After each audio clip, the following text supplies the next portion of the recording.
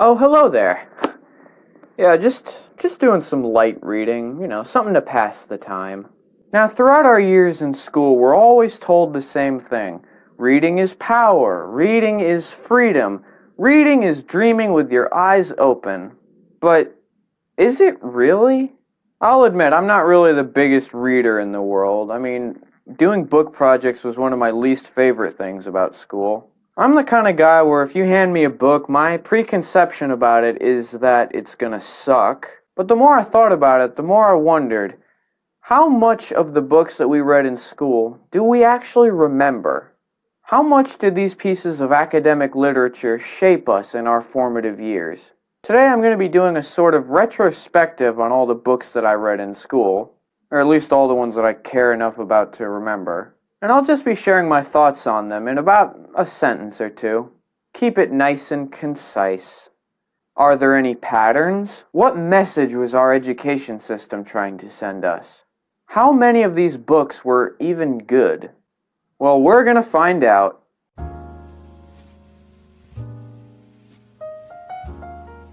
This is exactly what every dystopian novel released in the 21st century has tried and failed to emulate.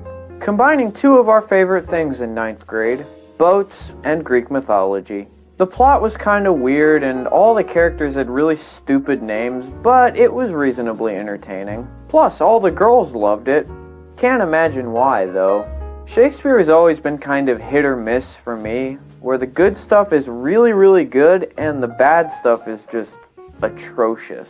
The good ones that pop into my mind are Hamlet and A Midsummer Night's Dream.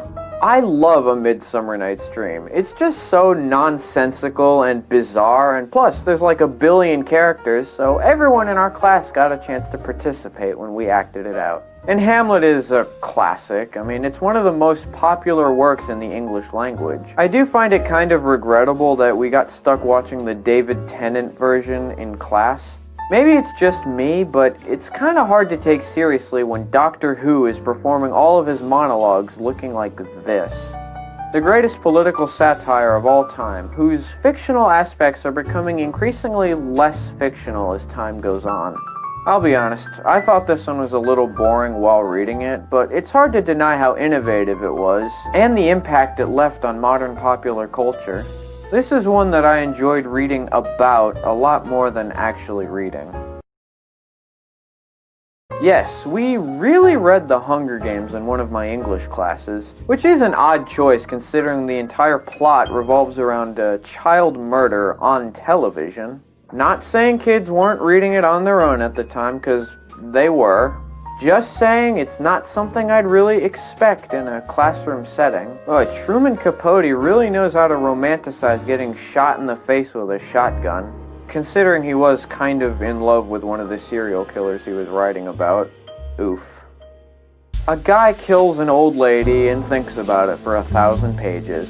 I did not read much of this book. I just couldn't do it. Who knew that an awesome maritime fight with a giant whale could be so incredibly boring? This is the book equivalent to watching 10 seasons of a crappy soap opera. Who knew that an awesome fight with a grotesque humanoid monster could be so incredibly boring? Time for bad Shakespeare. Romeo and Juliet is so ridiculous and so infuriating. Why do the two families hate each other? Why are Romeo and Juliet both legally underage? Why do they just kill themselves in sequence at the end? Why does the Leonardo DiCaprio movie version feature cars, guns, and Hawaiian shirts, but they still talk like they're in Shakespeare? For saints have hands that pilgrims' hands do touch, and palm to palm is holy Palmer's kiss.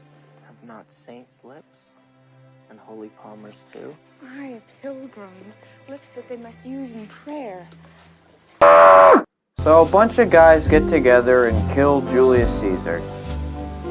That's basically all that happens. This is the most boring book on the face of planet Earth, and the dialogue is somehow even more confusing than Shakespeare. It tells the story of an African king who has a lot of sex, gets a lot of hoes, rides a lot of horses, and then kills himself after his son kills himself. Again with the suicide. Is that just a thing in these terrible books? Even the characters want out?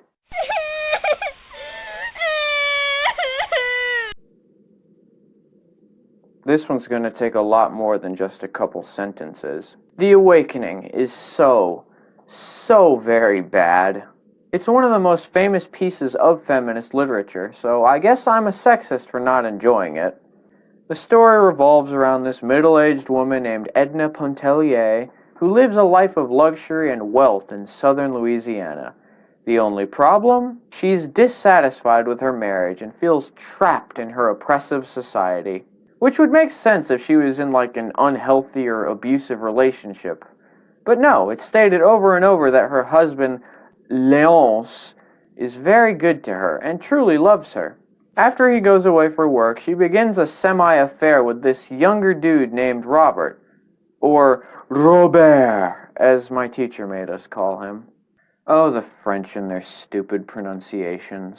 This affair leads to her awakening, inspiring her to basically just run away from home, live with her crazy old lady neighbor, start an affair with another guy, discover her passion for painting, and then discover that she sucks at painting, which makes her sad. She tries to reconnect with Robert, but he's all like, yeah, I mean, it was fun and all, but like, I'm 20 and you're like 40. People would think it was kind of weird. So she's all distraught, and she walks into the ocean and kills herself. 'Cause you know all the best novels end with the main character not getting their way and ending it all. The Awakening isn't really that long. I mean, the copy I had was under 300 pages, but it felt like an eternity. This book might just have the least likable protagonist I've ever seen. She basically throws everything away so she can liberate herself and find her true calling, but then she just kills herself. Because she's not good at anything. I know what message this book was trying to convey. Women are basically prisoners in their own lives, and they want to break free. And I know back in the late 19th century when this book was written, the women weren't exactly on a level playing field with their male counterparts. But as far as treatment of women goes, I'd say Edna has it pretty good. She's rich, her husband treats her probably the best out of all the married couples in the book. She lives a life of relative luxury and ease, and has almost everything handed to her. So naturally she's oppressed, right? Compared to actual misogyny going on during this time, the premise of this story almost seems insensitive. I haven't even mentioned the fact that she has children. Yes, 3 sons! And she hardly acknowledges them at all throughout the story. She doesn't even really raise them. She has a nanny that takes care of them. Because she's just too woke. She couldn't be bothered with her own kids, right? So let's go back over everything we've learned about our protagonist. She's dissatisfied with a very satisfying life. She doesn't care about anyone. She doesn't even really care about the first guy she has an affair with. Because it's more the idea of him, so to speak. She abandons her entire family, including her kids, in order to rediscover herself. But after failing at one thing, she just commits suicide. God, I hate this book. In its day, it was a critical and commercial failure, with critics calling it too explicit and too empowering of women, I guess. If it was released today, it would of course be praised for these very same things, despite the fact that it's just not a very good book. Now don't get me wrong, I'm not saying all this just because it's a feminist novel. I've already talked about good feminist novels, most notably Their Eyes Were Watching God, which basically has the same exact concept, except it's way better. I'm actually kind of offended that The Awakening shares so much of the same title as one of my favorite movies. The only thing I enjoyed about this book is how in our class discussions, everyone in my class seemed to hate it just as much as I did, girls included. It was just funny considering that this was my English teacher's favorite book of all time, and she had to listen to 25 kids explain why it was garbage. Or in this case, garbage. The biggest issue I have with standardized school reading is that they tend to prioritize so-called literary classics above all else. And I really don't think that's practical anymore. Sure, there are some classic books that I feel everyone should read, like The Giver or 1984, but we gotta stop putting these books on a pedestal just because they were written like 100 years ago. Books and movies are kind of the same in this regard. Just because something's old or considered classic doesn't automatically mean that it's good. I don't want to be told to read something just because it's been around for a long time and has been read by a bunch of people. I want to read something that's going to stick with me and leave an impact on me, and a lot of these books that I talked about just didn't do that. So just as a general rule of thumb for all things in life, you can't prioritize something just because it's old, and you also can't detract something just because it's new. Support or detraction has to come from the quality of the material itself.